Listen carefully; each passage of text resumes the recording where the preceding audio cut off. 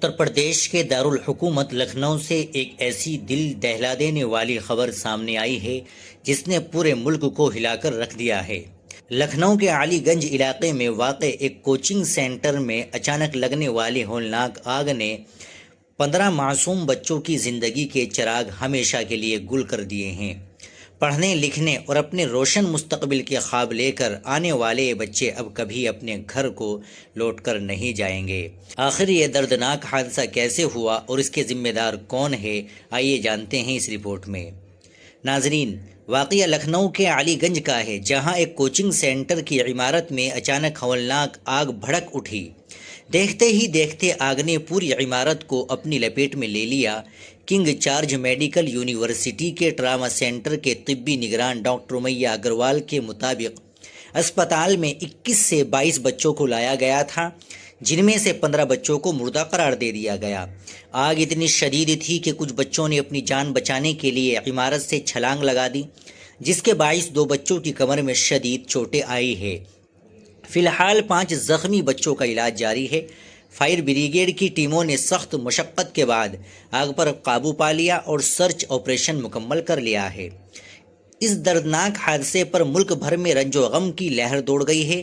جمعیت علماء ہند کے صدر مولانا محمود اسعد مدنی نے اس واقعے پر گہرے دکھ کا اظہار کرتے ہوئے کہا ہے کہ معصوم بچوں کا اس طرح اچانک دنیا سے رخصت ہو جانا انتہائی افسوسناک ہے۔ انہوں نے متاثرہ خاندانوں سے دلی تعزیت کا اظہار کیا ہے۔ دوسری طرف وزیر اعظم نریندر مودی نے بھی اس حادثے پر دکھ کا اظہار کرتے ہوئے جاں بحق ہونے والوں کے لواحقین کے لیے امدادی رقم کا اعلان کیا ہے۔ اتر پردیش کے وزیر اعلیٰ یوگی آدتیہ ناتھ نے خود جائے حادثہ کا دورہ کر کے امدادی کاموں کا جائزہ لیا، جبکہ نائب وزیر اعلیٰ برجیش پاٹھک نے اس پورے واقعے کی اعلیٰ سطحی تحقیقات کا حکم دے دیا ہے۔ اپوزیشن لیڈر راہل گاندھی، کانگریس صدر ملکارجن کھڑگے، پرینکا گاندھی اور سماجوادی پارٹی کے صدر اکھلیش یادو سمیت تمام بڑے رہنماؤں نے حکومت سے مطالبہ کیا ہے کہ زخمیوں کو بہترین طبی سہولیات فراہم کی جائے۔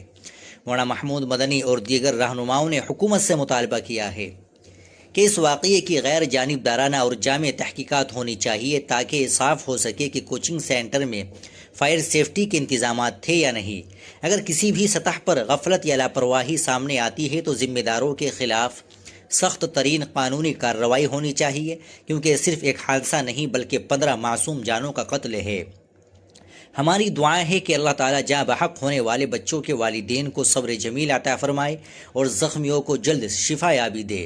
لیکن سوال یہ ہے کہ آخر کب تک معصوم بچے انتظامیہ اور بلڈنگ مالکان کی لاپرواہی کا شکار ہوتے رہیں گے؟ اس بارے میں آپ کی کیا رائے ہے؟ کمنٹ سیکشن میں ضرور بتائیے گا۔